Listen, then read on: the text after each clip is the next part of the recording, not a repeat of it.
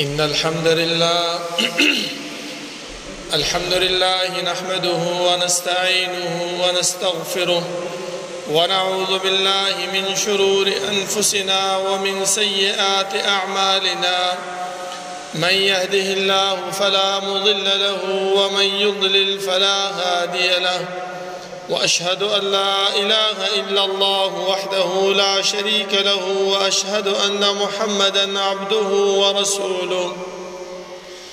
يا أيها الذين آمنوا اتقوا الله حق تقاته ولا تموتن إلا وأنتم مسلمون. يا أيها الناس اتقوا ربكم الذي خلقكم من نفس واحدة وخلق منها زوجها وبث منهما رجالا كثيرا ونساء، واتقوا الله الذي تساءلون به والأرحام إن الله كان عليكم رقيبا. يا أيها الذين آمنوا اتقوا الله وقولوا قولا سديدا يصلح لكم أعمالكم ويغفر لكم ذنوبكم، ومن يطع الله ورسوله فقد فاز فوزا عظيما. أما بعد، فإن خير الحديث كتاب الله، وخير الهدي هدي محمد صلى الله عليه وسلم، وشر الأمور محدثاتها، وكل محدثة بدعة، وكل بدعة ضلالة، وكل ضلالة في النار. أعوذ بالله من الشيطان الرجيم. بسم الله الرحمن الرحيم. قاف والقرآن المجيد، بل عجبوا أن جاءهم منذر منهم فقال الكافرون هذا شيء عجيب. أإذا متنا وكنا ترابا ذلك رجع بعيد. قد علمنا ما تنقص الأرض منهم وعندنا كتاب حفيظ. بل كذبوا بالحق لما جاءهم فهم في أمر مريج. أفلم ينظروا إلى السماء فوقهم كيف بنيناها وزيناها وما لها من فروج. والأرض مددناها وألقينا فيها رواسي وأنبتنا فيها من كل زوج بهيج. تبصرة وذكرى لكل عبد منيب. ونزلنا من السماء ماء مباركا فأنبتنا به جنات وحب الحصيد، والنخل باسقات لها طلع نضيد، رزقا للعباد، وأحيينا به بلدة ميتا كذلك الخروج. كذبت قبلهم قوم نوح وأصحاب الرس وثمود وعاد وفرعون وإخوان لوط وأصحاب الأيكة وقوم تبع كل كذب الرسل فحق وعيد. أفعينا بالخلق الأول بل هم في لبس من خلق جديد. ولقد خلقنا الإنسان ونعلم ما توسوس به نفسه ونحن أقرب إليه من حبل الوريد. إذ يتلقى المتلقيان عن اليمين وعن الشمال قعيد. ما يلفظ من قول إلا لديه رقيب عتيد. وجاءت سكرة الموت بالحق ذلك ما كنت منه تحيد. ونفخ في الصور ذلك يوم الوعيد. وجاءت كل نفس معها سائق وشهيد. لقد كنت في غفلة من هذا فكشفنا عنك غطاءك فبصرك اليوم حديد. وقال قرينه هذا ما لدي عتيد. ألقيا في جهنم كل كفار عنيد. مناع للخير معتد مريب. الذي جعل مع الله إلها آخر فألقياه في العذاب الشديد. قال قرينه ربنا ما أطغيته ولكن كان في ضلال بعيد. قال لا تختصموا لدي وقد قدمت إليكم بالوعيد. ما يبدل القول لدي وما أنا بظلام للعبيد. يوم نقول لجهنم هل امتلأت وتقول هل من مزيد. وأزلفت الجنة للمتقين غير بعيد. هذا ما توعدون لكل أواب حفيظ من خشي الرحمن بالغيب وجاء بقلب منيب ادخلوها بسلام ذلك يوم الخلود لهم ما يشاءون فيها ولدينا مزيد وكم أهلكنا قبلهم من قرن هم أشد منهم بطشا فنقبوا في البلاد هل من محيص إن في ذلك لذكرى لمن كان له قلب أو ألقى السمع وهو شهيد ولقد خلقنا السماوات والأرض وما بينهما في 6 أيام وما مسنا من لغوب فاصبر على ما يقولون وسبح بحمد ربك قبل طلوع الشمس وقبل الغروب ومن الليل فسبحه وأدبار السجود واستمع يوم ينادي المناد من مكان قريب يوم يسمعون الصيحة بالحق ذلك يوم الخروج إنا نحن نحيي ونميت وإلينا المصير يوم تشقق الأرض عنهم سراعا ذلك حشر علينا يسير نحن أعلم بما يقولون وما أنت عليهم بجبار فذكر بالقرآن من يخاف وعيد اللهم صل على محمد وعلى آل محمد كما صليت على إبراهيم وعلى آل إبراهيم إنك حميد مجيد اللهم بارك على محمد وعلى آل محمد كما باركت على إبراهيم وعلى آل إبراهيم إنك حميد مجيد بسم الله الرحمن الرحيم يا أيها الذين آمنوا أطيعوا الله وأطيعوا الرسول ولا تبطلوا أعمالكم دا الله رب العالمين أحكم الحاكمين دا طول بادشاهان وبادشاه دا طول زبردست هاغ رب العالمين چه تمام کائنات خالق و مالک دے هاغ الله چه تمام کائنات متصرف و منتظم دے هاغ رب العالمين چه دا هاغی بصفاتو کی و صفت فعال لما يريد دے رب العالمين چه سکی سوخ چکی سرنگ چکی چاسر چکی کولیشی دا الله رب العالمین سوک تپوس نشی کولی او نا الله رب العالمین دا خپل عاقبت او دا انجام نویریگی بلکہ الله رب العالمین فرمائی چی ولا يخاف عقباها دا مکلف مخلوقات چی هر سمر دی خواهغا انبیاء دی او که امت دی خواهغا باچاہان دی او که رعیه دا هر یو فرد نبا الله رب العالمین تپوس و پختنا کئی زما محترمو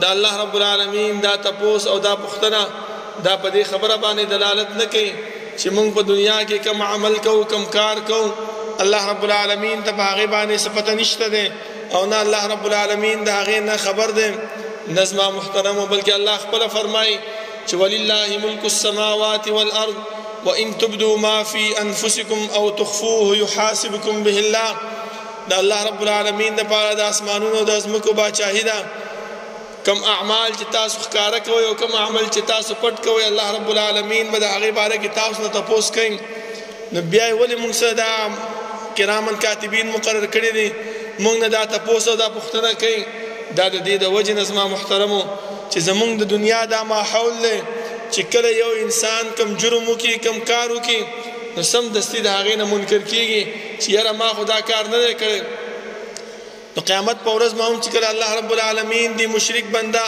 د دې نه تپوس وکړي چې تا ولې دنیا کې شرک کړی دا به ورته وایي چې والله ربنا ما كنا مشرکین الله مونږ خو شرک نه وکړی دنیا کې تاسې کوم پیغمبر رالیږلی او د هغې خبره منلې وه د هغې اطاعت هم کړی د هغې په لار باندې روان الله رب العالمین به دې ملایکو ته وایي چې د ده رجسټر راوړئ د ده عملنامه راوړئ د ده مخې ته کېدوئ د په دنیا کې چې کم کار کړی کم عمل کړی کومه خبره د خولې نه راویستې وه که هغه ښه خبره وه او که بده خبره وه دا ټول الله رب العالمین د دې فرشتو په وساطت باندې هغه لیکلی دي بیا به دا انسان نور څه به نشي ویلی صرف دا ارمان به کوي چې ما لهذا الکتاب لا یغادر صغیرة ولا کبیرة الا احصاها څه چل دی دې عملنامې لره چې ده خو نه زما وړه ګناه پرېښې ده نه یې غټه پرېښې ده بلکې ټوله یې رایساره کړې ده نن سبا خو تاسو ګورئ یو انسان چې یو ویډیو وکړي نو چې سبا هغه ویډیو ګوري او هغه کس چې کوم په دې ویډیو کې هغه مړ شوی وي نه وي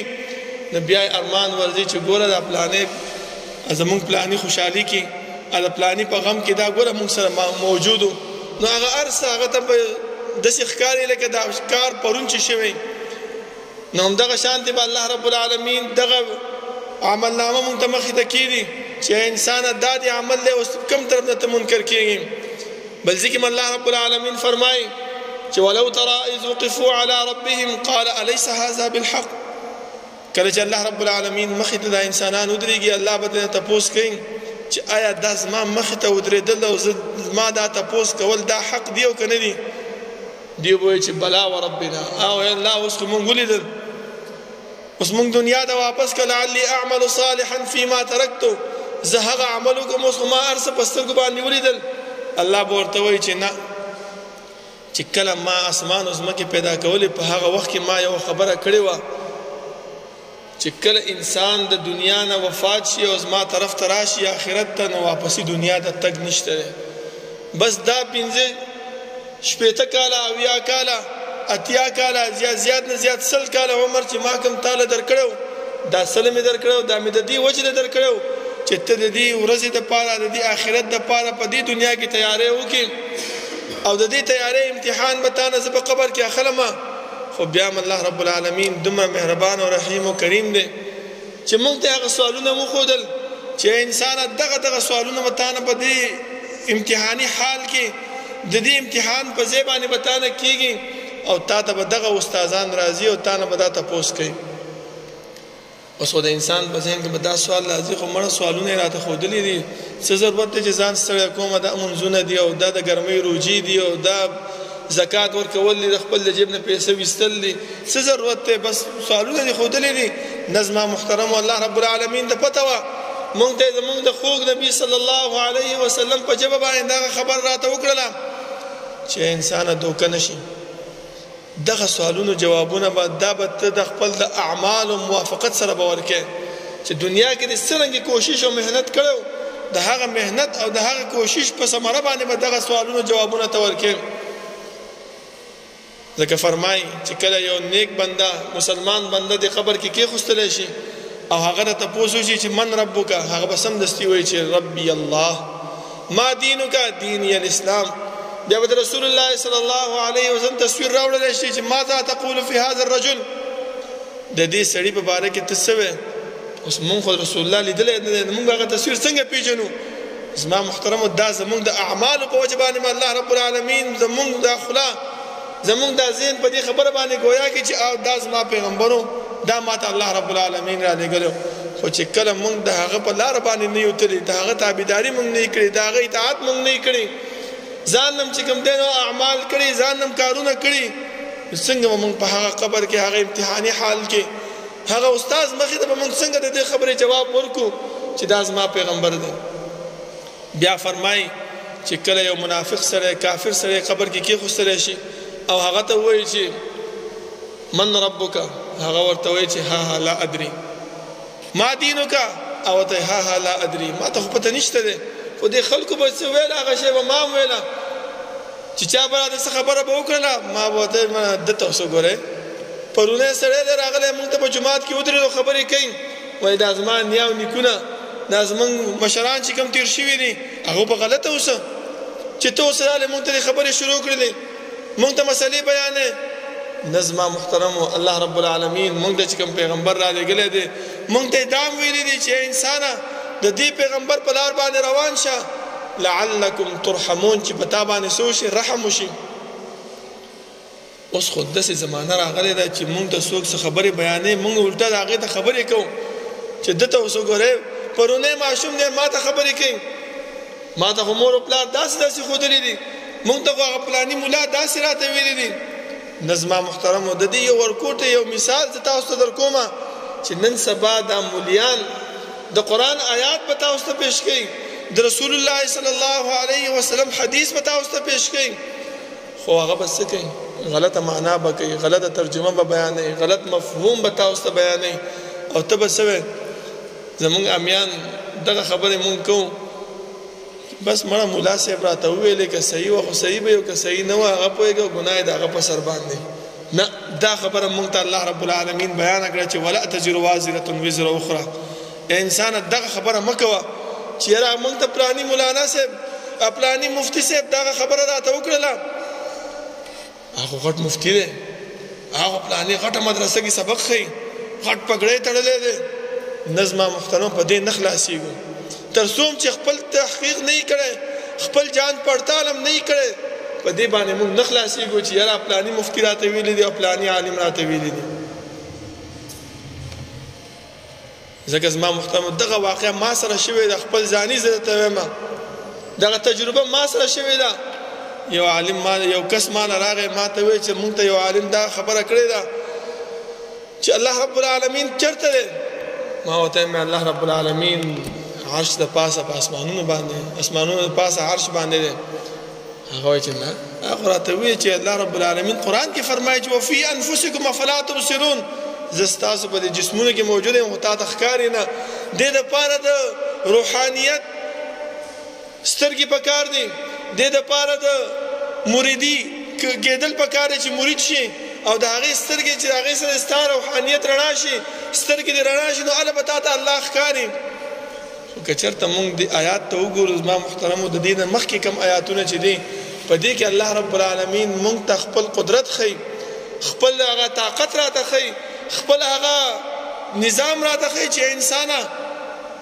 ته ولې د الله رب العالمین نه اوړې ولې د الله رب العالمین بندګي نه کوې ولې د الله رب العالمین او هغې چې کوم پیغمبر رالیږلی د هغې اطاعت او تابعداري نه کوې الله رب العالمین ستا دې جسم ته وګوره څه قسم نعمتونه څه قسم آسایشونه ستا په دې بدن کې اچولي دي وفي انفسکم ستا نفس ته وګوره الله سترګې درکړې دي مونږ سره خو د سترګو حیثیت نشته ته ورسه دې ړوند سړي ته هغه نه تپوس وکړئ د سترګو څونه اهمیت دی مونږ له الله غوږونه راکړي خو د غوږ اهمیت مونږ سره نشته کوڼ سړي له ورشه د هغې نه تپوس وکړه د غوږ څونه اهمیت دی مونږ له الله ژبه راکړې د دې اهمیت مونږ سره نشته دی هغه سړي له ورشه چې څوک خبرې نشي کولی د هغې نه تپوس وکړه چې د ژبې څونه اهمیت دی دا ټول الله رب العالمین مونږ له راکړي مونږ ته وایي چې دین حالات ته وګوره د خپل جسم ته وګوره روټۍ چې وخورو الله رب العالمین سمدستي هغه مونږ له هضم کړي مونږ له تکلیف نه راکوي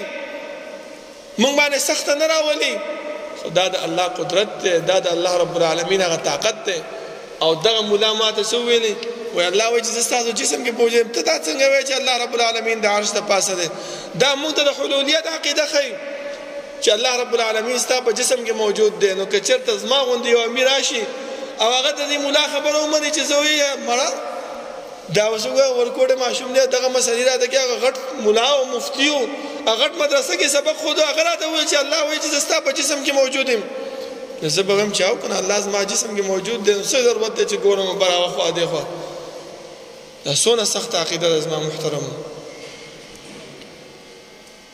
د دې د وجه نه زما محترمو مونږ ته الله رسول صلی الله علیه وسلم وفرمایل چې کله کوم عمل کوئ په هغې کې دغه سوچ وکړئ چې یاره د الله رب العالمین حکم پکې څونه دی او د رسول الله صلی الله علیه وسلم حکم پکې څونه موجود دی که چېرته دا پکې موجود دي نو هله به مونږ کامیاب یو که دغه موجود نه زما محترمو نو مونږ کامیابي نشو حاصلولی ځکه د رسول الله صلی الله علیه وسلم په اطاعت کې د الله اطاعت دی پیغمبر خپله فرمایي د ابو هريره رضی الله عنه روایت ته فرمایي چې من اطاعني فقد اطاع الله چا چې د زما اطاعت وکړو زما تابعداري وکړه زما په لار باندې روان شو هغه داسې شو لکه چې د الله رب العالمین اطاعت یې وکړو چا چې زما نافرماني وکړه هغه داسې شو لکه چې د الله رب العالمین نافرماني کړي اوس وګورئ الله هم قرآن کې فرمایي چې من یطیع الرسول فقد اطاع الله چا چې د پیغمبر اطاعت وکړو هغه به څه شي د الله اطاعت یې وکړو خبل مونږ خو دنیادار خلک یو مونږ ته خو دغه خبره ذهن ته ډېر زر راځي چې ټیک ده دا ملا لګیا دی چې د الله او د الله د رسول اطاعت نو ما ته به څه میلاویږي ځه ما ته څه فایده ده دې کې ما ته څه فایده الله وایي چې فایده دغه ده فأولئك مع الذين أنعم الله عليهم من النبيين والصديقين والشهداء والصالحين وحسن أولئك رفيقا تجد الله اطاعت وکړي تجد پیغمبر اطاعت وکړي چې کله موافات شي مړ شي د دنیا نه لاړ شي قبر به دې روښانه شي فلا خوف عليهم ولا هم يحزنون هغه استادان چې راځي تا نه چې سوال کوي د هغې صحیح جواب به ورکړي نو چې صحیح جواب دې ورکو حدیث کې راځي الله رسول صلی الله علیه وسلم فرمایي چې په دې قبر کې به د دې انسان ته د جنت کړکۍ کلا وشي او یخې یخې هواګانې او مزیدارې هواګانې به دله راځي. همدغه استادان به درته ووایي د جنت هغه ځای به دروازه به ورته کلا وکړي، ورته به وښایي چې وګوره دغه ستا ځای و، خو تا د دنیا کې محنت دې کړی و، د الله او د الله د رسول صلی الله علیه وسلم تابعداري دې کړې وه، تا د چې کوم دی الله دا ځای بدل کړو، د جنت دا ځای تاله درکړو. دا څونه لوی نعمت دی زما محترم. بیا چې قبر نه راپاڅولی شي، الله فرمایي چې اولئک الذین انعم الله علیهم، دغه کسانو باندې الله انعام کړی دی.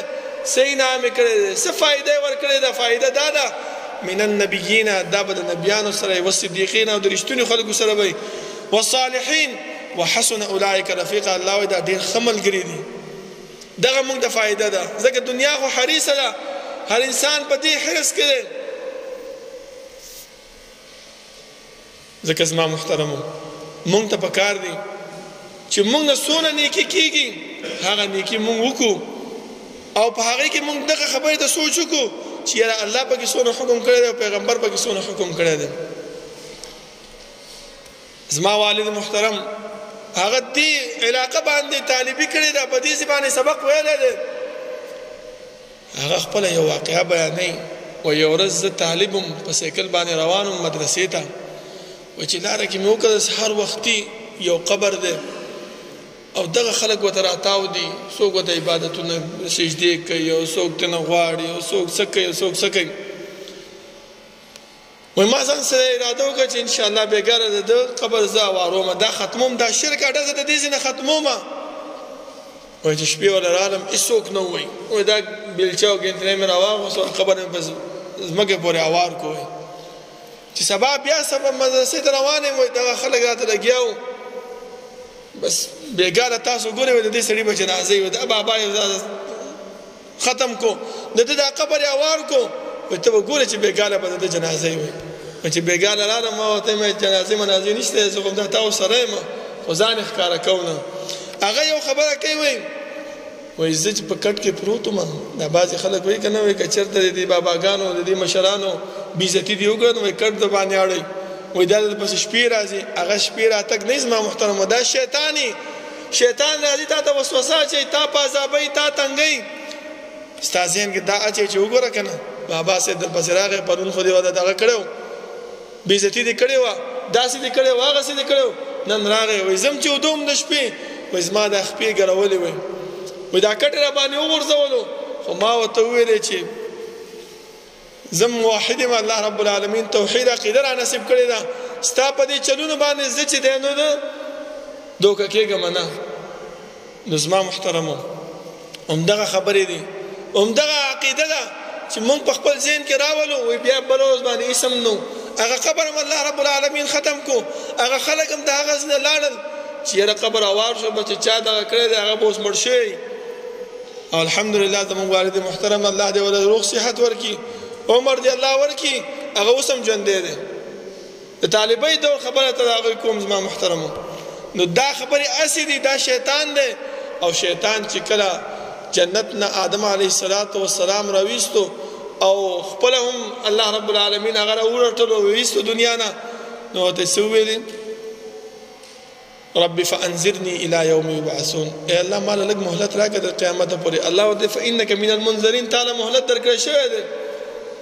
بیا یې ورته دا وویل چې الله لازینن لهم فی الارض ولاغوینهم اجمعین.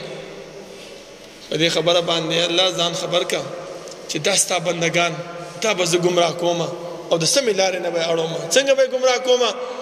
دغه د ګناه عمل، دغه د ګناه کار، دا به دې ته د ثواب په نیت باندې پیش کوم، دیو به بیا څه کوي؟ توبه به ترې نه وباسي او په دې ګناه کې به مبتلا وي.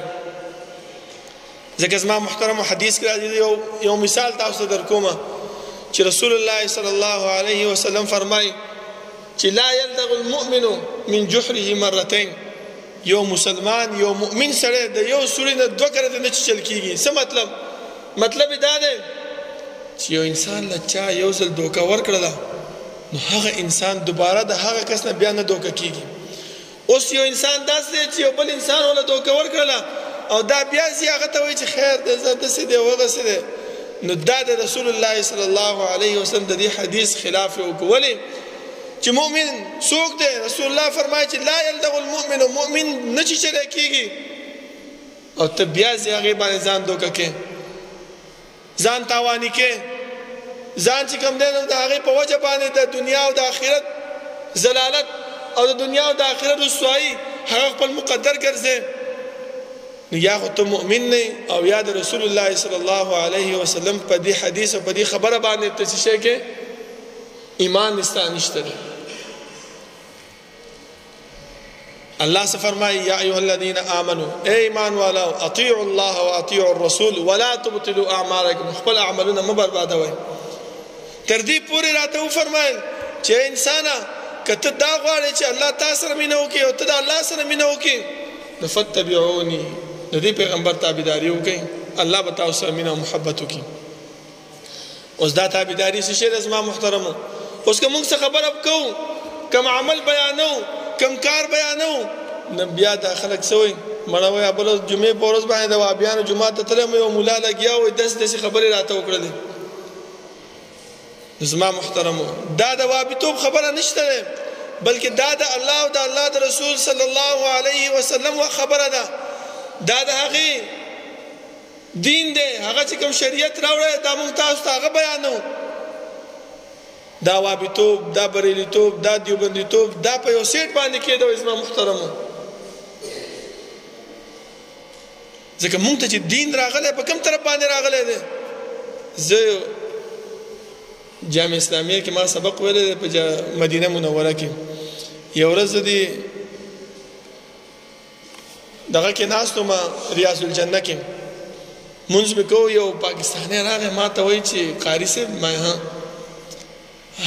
ہم صحیح ہے یا یہ لوگ صحیح ہیں؟ وہی قاری صاحب منگ صحیح ہو کہ دا خلق صحیح دی. میں بولے ہمارے علماء اور ہمارے مفتیان کرام ہمیں بولتے ہیں کہ اس طرح کرو اس طرح کرو، اور یہ لوگ جو ہے تو اور طرح کے کام کرتے ہیں. وہی منگ تا مولیان یہ رنگی خبریں کی اور دلتا چھ منگ رالو ام کا تا داخل سے بھلنے کی اتنا کیا دی پمانزہ کی آمینم وہی پمانزہ کی لاسونم اچھتے نزدی مدری کی. نو ما ورته ته کوم ځای راغلی؟ ولې راغلی بیا دلته؟ څه ضرورت دی؟ خو دا مفتیانو خبره ومنه که نه، دلته څه له راغلی؟ هغه وایي نه که نه، وایي دین د دې ځای نه خور شوی دی، زمونږ پیغمبر وایي دلته موجود دی ځکه راغلی. نو ما چې دین د دې ځای نه خور شوی دی نو دغه خلک صحیح دي که نه؟ نو بیا د ده خبره ومنه که نه، خپل مفتي ته ووایه، خپل ملا ته ووایه چې یاره زه خو هلته تللی وم داسې داسې حالات مې ولیدل، دا کارونه مې ولیدل، خلکو داسې داسې کول. ته ما ته د کوم طرف نه دا بیانوې چې داسې وکړه او داسې مه کوه؟ دا رفلیدین چې کوم دی دا بعضې خلک وایي کونترې الوځئ، اشارې کوي. زما محترمو که چېرته موږ نه منو، ټیک ده نه دي منو،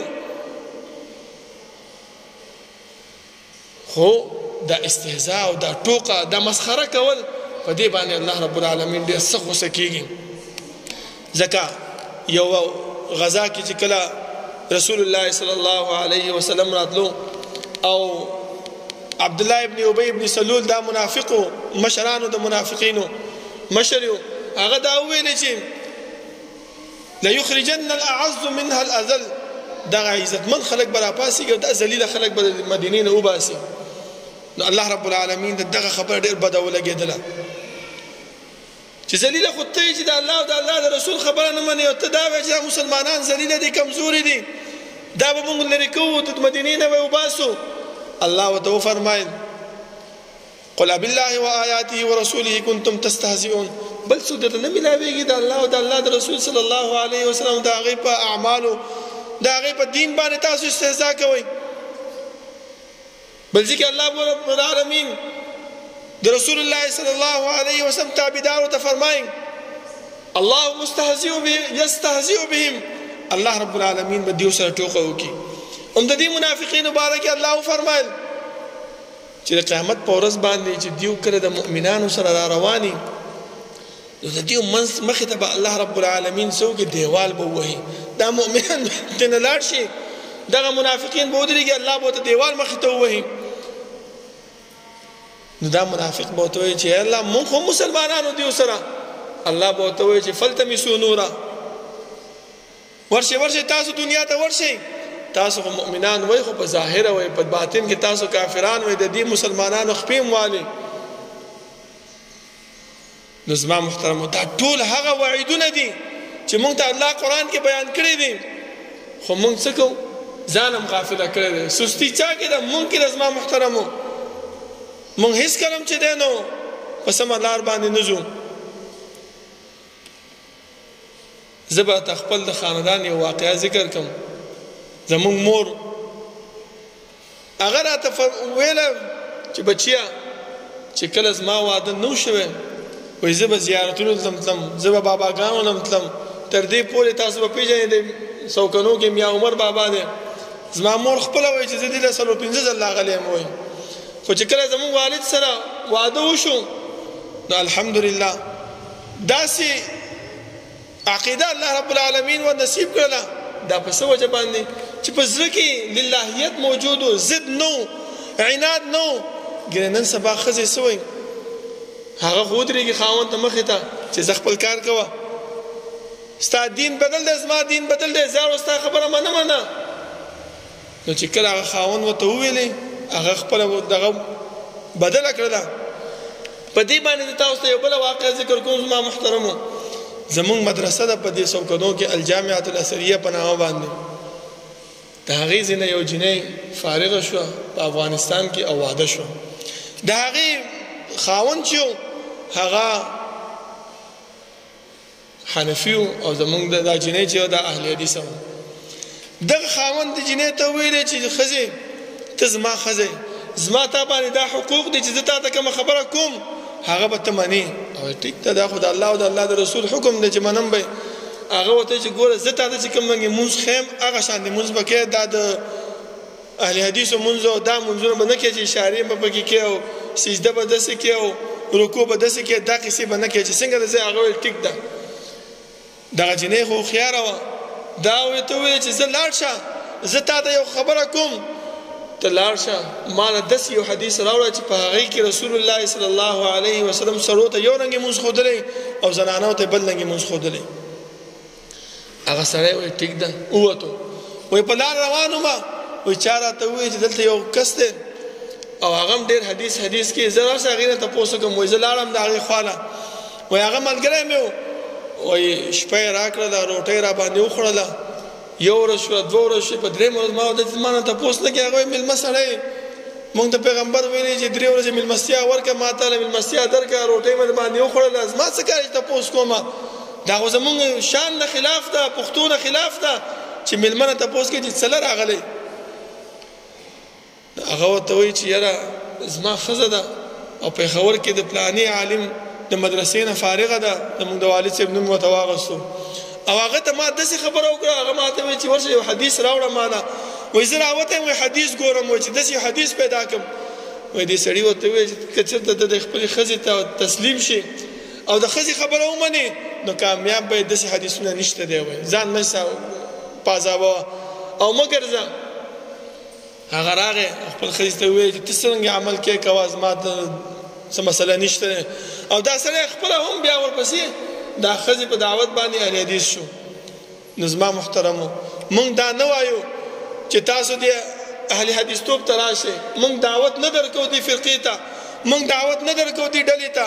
موږ دا وایو چې کوم پیغمبر الله را لېږلی دی د هغه پیغمبر خبره ومنئ. لعلکم ترحمون، دې دپاره چې رحم در باندې وشي. الله خپله فرمایي د صحابو په باره کې فإن آمنوا بمثل ما آمنتم به فقد اهتدوا.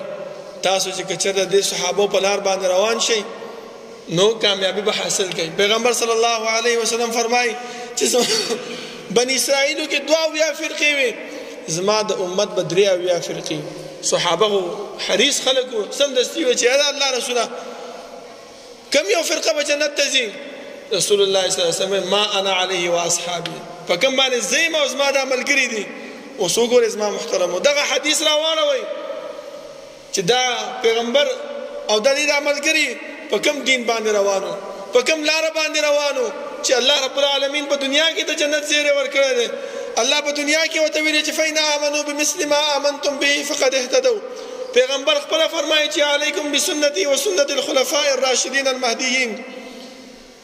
دغه ټولې خبرې زما محترمو دغه د احادیثو کتابونو کې لیکلي دي، خو مونږ منو ولې نه؟ مونږ په زړونو کې دې مولیانو دې مفتیانو دغه خبره کېنولې ده که چېرته د دې خبره دې ومنله نو وابي به شي. مونږ تاسو وابیتوب ته نه راغواړو زما محترمو، مونږ دې ته راغواړو چې الله فرمایي چې یا ایها الذین آمنوا اطیعوا الله واطیعوا الرسول ولا تبطلوا اعمالکم لعلکم ترحمون. دې دپاره چې په تاسو باندې رحم وشي او خپل عملونه مه بربادوئ. او الحمدلله دا داسې علاقه ده زه چې دلته راشم خوشحالیږم په دې خبره باندې چې دې خلکو زمونږ د والد صاحب ډېر عزت او قدر کړی دی. هغو دلته دین بیان کړی دی. یو 2 کاله مخکې دلته د پریس کلب باندې د جمرود جلسه وه، زمونږ والد صاحب هم هلته دغه خبره وکړله چې یو وخت و چې مونږ به دا د رسول الله صلی الله علیه وسلم تابعداري په دې علاقه کې نشو کولی چې وبه دې کړه دې خلکو به تا باندې ګزارونه کول، دا مشران ناست دي او ته پته ده. نن هغه علاقه ده، هغه ځای دی او الحمدلله دا دین منونکي دومره ډېر دی زما محترمو. الله رب العالمین څونه ښکلی جومات درکړی دی او څونه ښکلی ځای درکړی دی. د الله رب العالمین نه دعا پکار ده چې الله رب العالمین دې د عمل کولو توفیق راکړي او الله رب العالمین دې هغه دین طرف ته موږ راغب کړي، هغه شریعت طرف ته دې موږ راغب کړي چې هغه باندې موږ ته رسول الله صلی الله علیه وسلم را لېږلی دی. او سبا د قیامت په ورځ باندې موږ سرخرو روان یو چې الله رانه تپوس کوي چې انسان دا کار دې کړی ولې دې کړی. موږ به ورته وایو چې الله تا پیغمبر را لېږلی او تا قرآن کریم را لېږلی او په هغې کې دغه مسایل ذکر شوي. أقول قولي هذا واستغفر الله لي ولكم ولسائر المسلمين.